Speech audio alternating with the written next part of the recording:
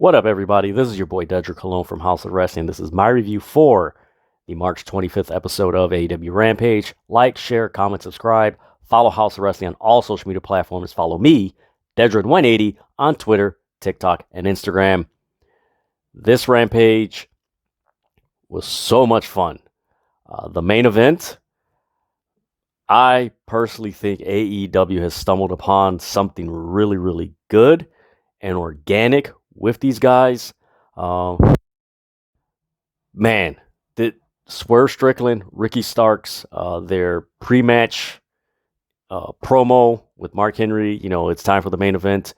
Oh my God, that was awesome. The match was very good. The crowd was behind Swerve Strickland. There was chants of whose house, Swerve's house, Swerve Strickland, Ricky Starks. It was just there. I know I'm jumping the gun. Usually, you guys who watch my reviews, I usually go through the whole show. But man, this main event, if you haven't seen this match, go back and watch this match. There was parts that wasn't, crisp and, oh man, they kind of messed up here. Quiet down. No, this match was really good. I know Ricky Starks has had comparisons of a young Rock, like want to say 1997 going into 98 Rock. Shane Swerve Strickland.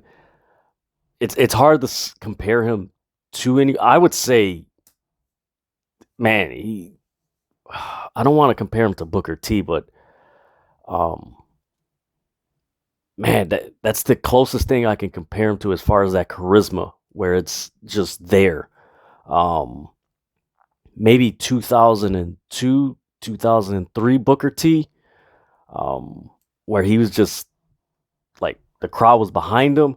But man, these two guys, man, AEW, man, there's something special with these two guys. There's just something fits with these guys. I know Keith Lee and Big Powerhouse Hobbs, they have their thing, but man, there's something organic and magical with Ricky Starks and Swerve Strickland. There's something there. The other comparison that came to my mind watching these two wrestle was a young Rock and Triple H before, like the early stages of the Rock Nation rivalry, like that type of like young, hungry guy. Like, man, there is something there with Ricky Starks and Swerve Strickland. I don't know, maybe I'm alone in this, but this feels like a feud that a lot of AEW fans, and maybe more beyond that, more wrestling fans have been craving for a while. Like, this is something this is organic. This check that match out. But man, let me go through this card, my review and everything. Thank you guys to the new subscribers for House of Wrestling. I hope I don't disappoint you. There will be more content outside of the reviews. I'm working on some stuff. Recently, I just had my wisdom tooth removed and wasn't feeling too good with the change of weather and everything. So feeling good and everything. So get this thing rolling. It started off with Lance Archer and Dustin Rhodes. Me personally, it was okay. This match felt like it should have been on AEW Dark Elevation instead of Rampage. I don't know.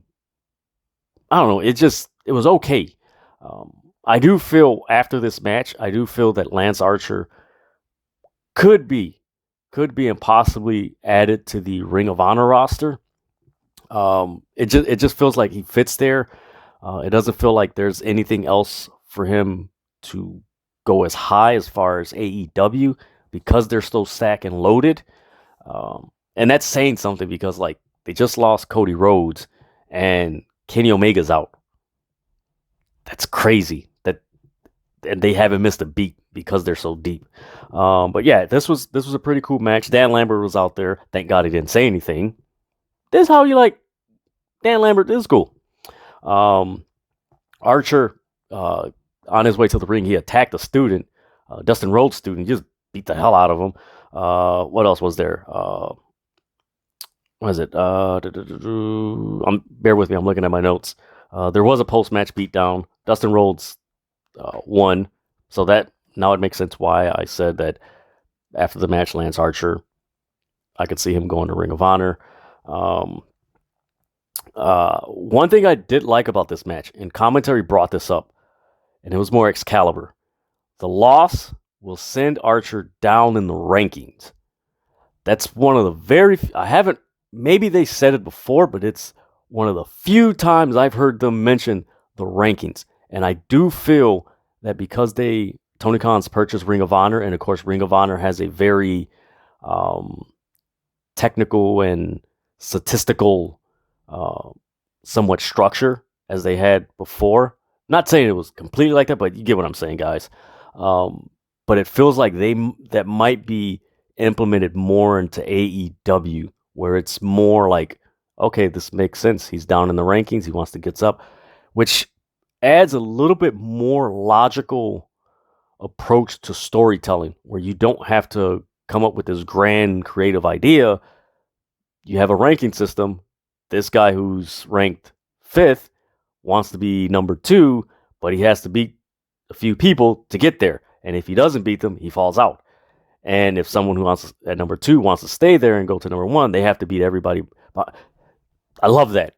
It makes sense. It doesn't overcomplicate things. I know in today's age, we want the grand storyline and stuff like that. And like I've always said in my past podcasts that I've done and on these reviews for the House of Wrestling, AEW tells stories totally different than WWE and other wrestling promotions.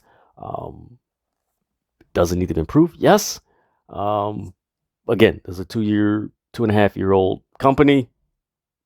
They're working the kinks out. And let me tell you, creating live TV every week, you're going to work out some kinks for a while because it's hard to just take a step back. Oh, let's revise this. And it's like, no, you got after first week, then the next week's there, next week. So it's just boom, boom, boom, boom, boom. So we'll see what happens. But yeah, this match, I felt it could have been more on Dark Elevation than Rampage.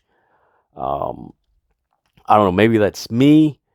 I can't remember. I know it was filmed after Dynamite. So what was there we go. Now I see why it was so bleh. Because the main event on Dynamite was the Jericho and Dark Order thing, but that was a whole nother thing. But no, this match should have been on Dark Elevation. Nothing to take away the guys, but that's where I felt it was. We go backstage. Lexi Nair, she was on AEW television, I believe in the early days of AEW when it first started, and then she kind of went behind the scenes and everything. She's always been with the company. It's good to have her. They need to use her more on Dynamite and quit having Tony Schiavone run around like he's Mean Gene Okerlund, Eric Bischoff, and all these other people on Nitro. Because, man, that dude, I think Tony Schiavone does have some, like, Air Force Ones or something. Like, dude's got some gym shoes or something. All that walking around he does. But, no, she's backstage with Jay Lethal. And, again, another reference to the rankings. And she mentions, he's falling in the rankings, and Jay Lethal's pretty much saying, there's 2 people that are standing my way to climb the rankings, and that's Adam Cole and Ricky Starks. I like that because, again, you don't have to come up with these grand scheme storyline like, oh, this guy came up here. It's like, okay, I want to climb the rankings so I can get a title shot and become champion. But these 2 guys are in my way. Makes perfect sense. It doesn't explain a lot. It's just there.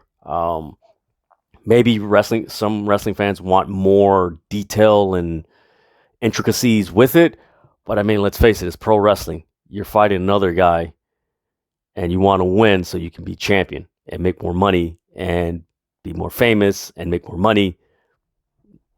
Basically what pro wrestling is. From there, we get a in-ring promo with Fuego del Sol. And he talks about how commentary and people have been looking down on him and, think he's nothing. And he calls out the House of Black. And at that moment, and it's funny because I say that because I hope AEW makes, I know they were doing like kind of like videos and memes on their social media. I hope they make the meme of, was it the SpongeBob meme where Ricky Starks, they take the clip of Ricky Starks tonight. Yeah, come on out here, House of Black, and then have 10 seconds later getting them beat up. Or the other one where he calls out, have the clip of him calling out the House of Black, then it pauses, then, this is where he fucked up. And just, he got annihilated. Like, Buddy Matthews, like, did a spinning, almost like a, oh my God, what type of move is that? Like, backdrop. Was it Malachi Black, like, kicked his head off his head, and then Brody King, man, that move he did looked nasty. Hopefully, Fuego del Sol's okay with his neck and everything, but man, that looked kind of rough. But man, House of Black, I am enjoying them. The way they present them is pretty cool because they're presenting them as they kind of should be. Less is more. They're dark, mysterious, creepy. Anything that's dark and creepy isn't out all the time. It chooses its moments. It's very stealth, strategic, especially if they're representing a form of darkness and mystique and seclusion. Like they're almost like a walking snake, like a three-headed snake. That's what I think the House of Black is, a three-headed snake that is just very stealth and cunning. Malachi Black, man, he reminds me of Jake the Snake Roberts from when he was a heel in WWE. Like, he just has a, like, whew, man, like, just looking at him, and I've seen podcasts of him talking and everything, but just the way he presents himself on AEW is just like, this freaking dude is creepy, man. Like, he is creepy. I do not want to be in a black alley or a dark alley with this dude because I don't know what he's going to transform into. I am just going to walk the other way, and more than likely, I'm not going to walk. I'm going to run away. So from there, they leave, and then the Dark Order confronts them. And the Dark Order, Evil Uno's face-to-face with Malachi Black. I kind of like this because it's something different for the Dark Order where most of their opponents were, I don't want to say campy, but they kind of played into the Dark Order's kind of silly, fun, goofy, cheerful, where, they're just silly. And this is the first time that I can remember that they've been confronted, or they confronted someone that just has this stoic demeanor. And it's crazy because it's similar to what Brody Lee had when he was revealed as the leader of the Exalted One of the Dark Order. And it was just very, like, he wasn't as dark as Malachi Black, but he was just very stoic and just like that presence. And man, this was a really cool confrontation, and I like Malachi Black, and this is why I use the reference that he reminds me of Jake the Snake when he was a heel in WWE. Dark Artist, yeah, come on. And he turns to Buddy Matthews like, no, not yet. Like, oh my God, like, this dude is creepy, stoic, mysterious, and you enjoy it and you want to see more of him because it's just like, this dude is awesome. From there, we get a backstage segment with Dan Lambert and Jay Lethal. And basically, Jay Lethal's like, and Dan Lambert, they're like, there's going to be no more open challenges. Jay Lethal was in the rankings for, 200 and some days and never got a title shot. Like, nope, you're going to have to go through the ranking system. I like that. The only thing, because a lot of fans, even include myself, I enjoyed the open challenge. It was like, okay, man, who's going to challenge? Who might knock off the champion and this and that? If you're not going to have the open challenge for the TNT Championship, then what should happen is the TNT Championship should be defended every week on Dynamite. That the TNT Championship is defended every week. And if it's not defended on Dynamite, it's defended on Rampage every week. That is the one championship that will be defended every week. It is the Workhorse Championship. It will be defended. I believe they should treat that like the NWA TV Championship when Arn Anderson held it, and he was just there. Like, Arn Anderson was the greatest TV champion of all time. I know companies have had TV champion. I think second to Arn Anderson would be Rob Van Dam when he was the ECW TV champion. Now, if they do something like that, if the TNT Championship is similar to the ECW TV Championship, that would be cool. Because, man, RVD had some battles with, I think it was Raven, and I know, because I was a fan of those matches, RVD and Jerry Lynn. If it's like that, that's going to be cool. Then we get a match between number 5 and number 10 of the Dark Order versus ReDragon. Yeah, this is a squash match. Like, Kyle O'Reilly and Bobby Fish, they beat the hell out of them. And it's good to see those guys in the ring, and you can tell that Bobby Fish and Kyle O'Reilly got their, man, I want to say 2019 NXT vibe. Like, that swag. They're in that comfort. Like, that's where they are. Adam Cole, I know a lot of fans are like, oh, they're not wasting him. He's eventually going to be world champion. Something is going to go down. He's going to be the world champion soon. But man, I like this match because it was a squash match. It wasn't too long where, okay, Kyle O'Reilly is this top team. Now is in the tag team championship match at Revolution, and they're having a hard time with number 5 and number 10 of the Dark Order, who are not, I don't think they're ranked or anything like that. So it's just like, So yeah, that happens.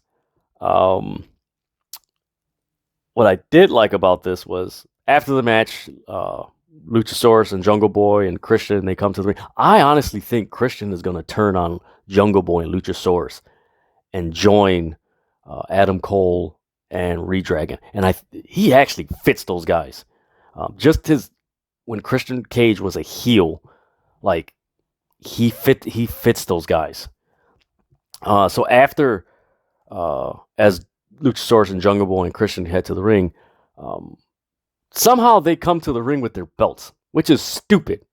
Like, why are you coming to the ring with your belts? Why? You don't have a match. Why are you doing that? And, again, being stupid, and I would compare Luchasaurus and Jungle Boy coming to the ring with their belts like someone being at a gas station and letting their car run and go inside. And then, oh my God, someone stole my car. That's what happens to Jungle Boy and Luchasaurus, because they go into the ring and they're ready to fight with ReDragon, and Adam Cole comes and takes their belts, and he's laughing.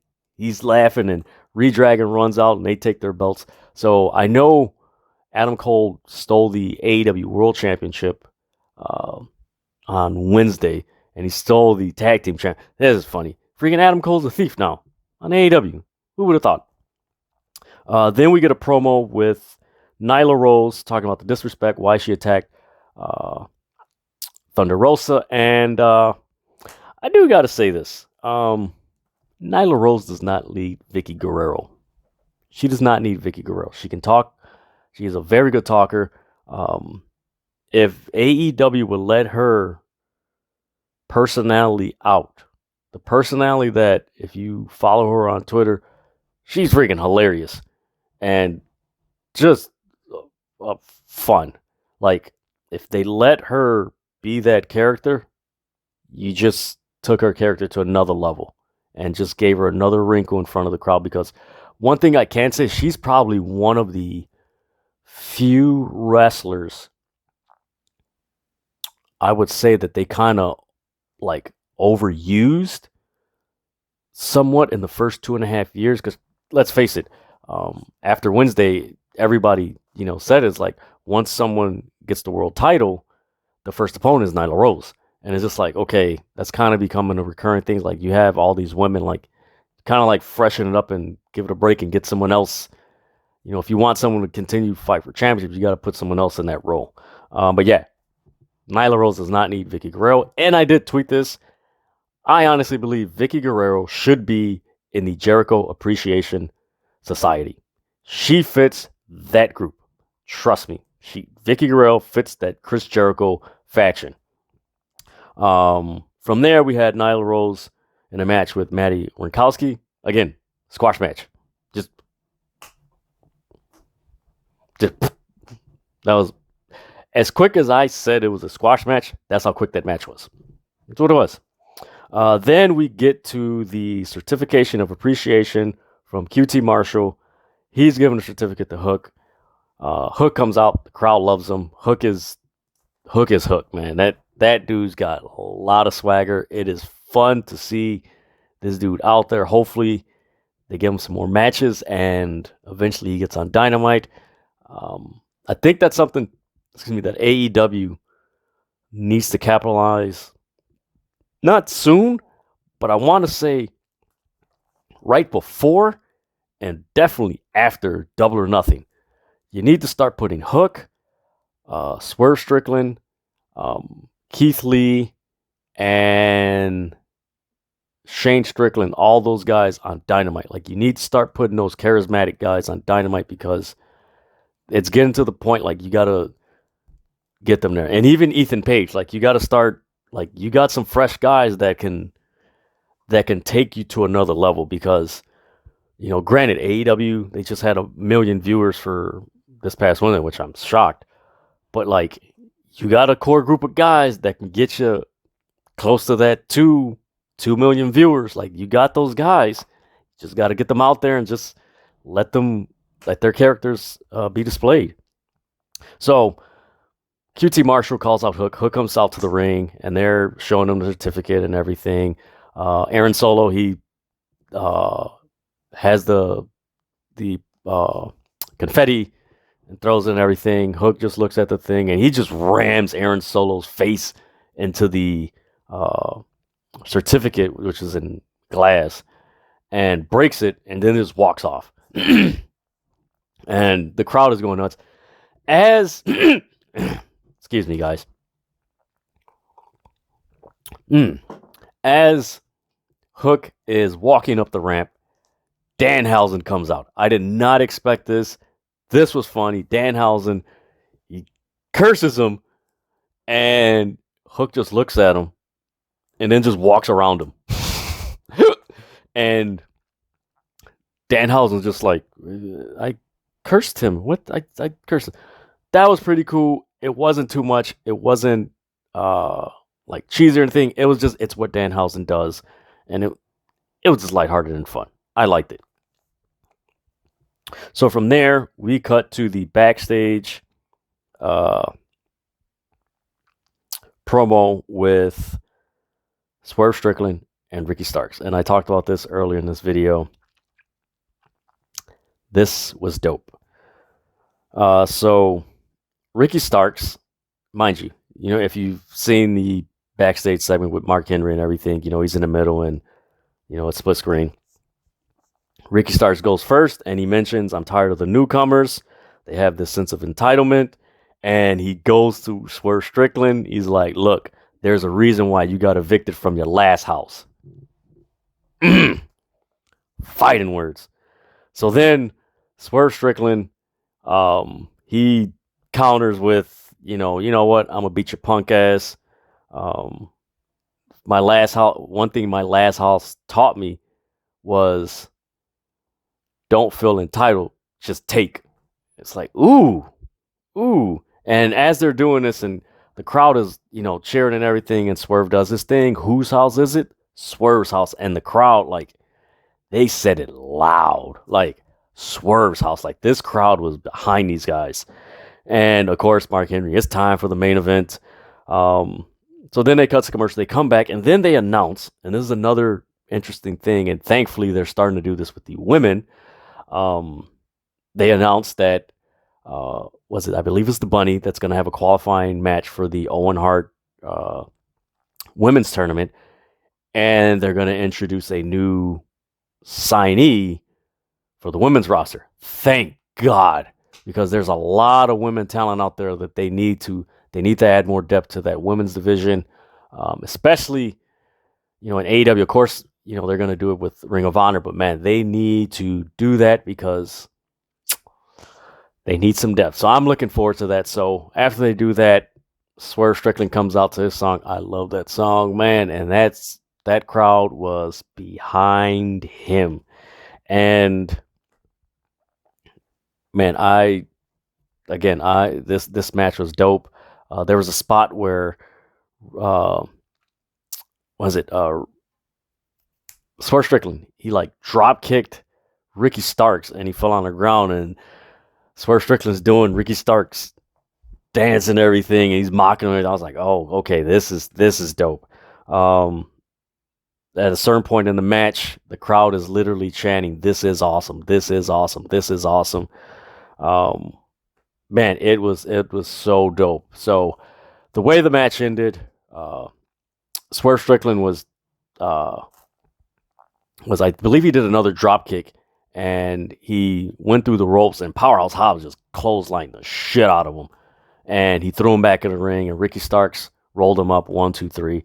They win, and Ricky Starks had like a few guys with a banner and everything, and they're coming down the ring and they're cheering and everything, and then you get a shot of the banner, and you're just looking, it's like, okay, and then this guy gets thrown through the banner. Keith Lee's there. Keith Lee comes in. He's beating the hell out of Powerhouse Hobbs. Sir Strickland's beating the hell out of Ricky Starks. People, refs, everybody's coming out to split them up, and that's how the show ends. I like that. Like I said before, AEW has something here with Swerve Strickland and Ricky Starks. And it's not to take away from Powerhouse Hobbs and Keith Lee. That's a whole nother thing, but there is something. I know I repeat myself, but man, Ricky Starks and Swerve Strickland have something special. And this is one of those feuds that I feel, and mind you, I'm an AEW fan. I've watched it since its first episode. This is the first feud that I can say that it feels like this is something special. Not discrediting anything else before or anything like that. Bryan Danielson, Kenny Omega, that was kind of expected. It's like, okay, they've talked, they wanted to fight and everything. This is just something that's organic, where it's just like it literally feels like the first AEW feud that's organic, where two guys just click. Like there is a chemistry there that run with it. I know Scorpio Sky has a TNT title, but me personally, have him have that title for a few months. You need to put it on Ricky Starks and Swerve Strickland and have them trade that title, because there is a magic, there is a chemistry. These guys have charisma. The crowd was connected to those guys. They were chanting both of their names. These guys can cut promos. They're excellent wrestlers.